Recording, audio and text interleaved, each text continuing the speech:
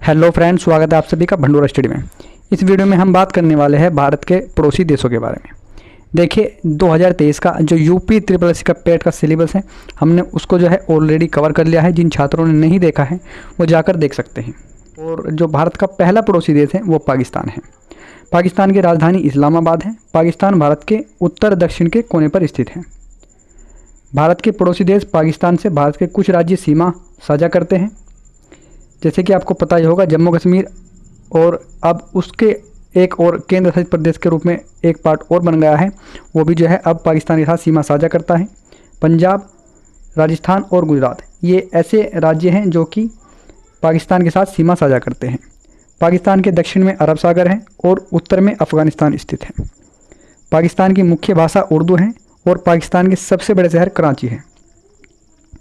इसके बाद जो आपका दूसरा देश आ जाता है वो आ जाता है अफ़गानिस्तान। अगर अफ़गानिस्तान को देखा जाए तो यह क्षेत्रफल की दृष्टि से इसकी गिनती मध्य एशिया और दक्षिण एशिया में होती है। अफ़गानिस्तान की जनसंख्या लगभग 3 करोड़ है और अफ़गानिस्तान का क्षेत्रफल 6,52,000 वर्ग किलोमीटर है। और एक हिसाब से देखा जाए तो जनसंख्या का मामले में भी जो अफ़गानिस्तान है वो 42वां है और क्षेत्रफल के हिसाब से अफ़गानिस्तान 11वां देश है। अफ़गानिस्तान की मुख्य भाषा पाश्तो और दारी है। इसके बाद जो दूसरा देश आ जाता है वो आपका आ जाता है म्यांमार।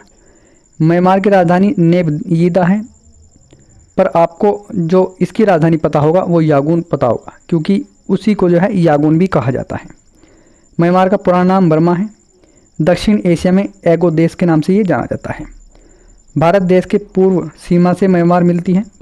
जो भारत देश है उसकी सीमा जो है पूर्व में म्यांमार के साथ मिलती है और म्यांमार की मुख्य भाषा बर्मीज या बर्मी है। इसके बाद जो दूसरा देश आ जाता है वो आपका नेपाल है। नेपाल के पूर्वी सीमा से पश्चिमी सीमा तक नेपाल की कुल लंबाई 885 किलोमीटर है और उत्तर से दक्षिण के चौड़ाई जो है वो भी लगभग इतनी ही है। नेपाल का पूर्वी हिस्से की अपेक्षा पश्चिमी हिस्सा जो है वो अधिक चौड़ा है। वैसे जो मध्य भाग है वो थोड़ा पतला है। नेपाल अधिकतम चौड़ाई जो है लगभग 241 किलोमीटर है और उसकी अगर न्यूनतम चौड़ाई की बात करें तो 145 किलोमीटर है। नेपाल के उत्तर में चीन के जो स्वशासित क्षेत्र तिब्बत है वो वहाँ पर पड़ता है और दक्षिण, पूरब और पश्चिम तीनों तरफ से जो है नेपाल भारत से घिरा हुआ है। नेपाल के 85% से अधिक जो नागरिक हैं वह हिंदू है और जो हिंदू धर्म है उसको मानने वाले हैं। अगर नेपाल की मुख्य भाषा की बात करें तो वहाँ की मुख्य भाषा नेपाली है। इसके बाद जो अगला देश आ जाता है वो आपका इंडोनेशिया हो जाता है। इंडोनेशिया दक्षिण पूर्व एशिया और ओशिनिया में स्थित एक विशाल देश जैसा है। इस देश की जनसंख्या लगभग 40 करोड़ है। यह दुनिया का चौथा सबसे अधिक आबादी वाला देश है। दुनिया में सबसे बड़ी मुस्लिम आबादी वाला देश इंडोनेशिया ही है और जो इंडोनेशिया है इसकी राजधानी जकार्ता है। अगर इंडोनेशिया की मुख्य भाषा की बात करें तो इंडोनेशियन इसकी जो है मुख्य भाषा है। इसके बाद जो दूसरा देश आपका आ जाता है वो चाइना है। देखिए चीन विश्व की प्राचीन सभ्यताओं में से एक है जो एशियाई महाद्वीप के पूर्व में स्थित है। चीन की सभ्यता और संस्कृति 6वीं शताब्दी से पहले की है। चीन की लिखित भाषा प्रणाली विश्व की सबसे पुरानी है जो आज भी लिखी जाती है। चीन की जो मुख्य भाषा है वो मंदारिन है। इसके बाद जो भारत का पड़ोसी देश नेक्स्ट आ जाता है वो मालदीव है। मालदीव के प्रवाल द्वीप लगभग 90,000 वर्ग किलोमीटर में फैले हुए हैं और मालदीव दुनिया के सबसे अलग देशों में एक है। इसमें लगभग 1192 टापू हैं, जिसमें से 200 से भी ज़्यादा वहाँ पर बस्ती है। मालदीव गणराज्य की राजधानी और सबसे बड़ा शहर जो है वो माले है, जिसकी आबादी लगभग 1,36,093 है, जो कि 2006 के अनुसार है। मालदीव की मुख्य भाषा महल या फिर दीवे ही है। इसके बाद जो दूसरा पड़ोसी देश आ जाता है वो भूटान है। भूटान का राजतंत्र हिमालय पर बसा दक्षिण एशिया का छोटा और महत्वपूर्ण देश है। ये चीन और भारत के बीच में स्थित भूमि का एक आबद्ध देश है। इस देश का स्थानीय नाम ट्रुंग युल है, जिसका अर्थ होता है अचदहा का देश।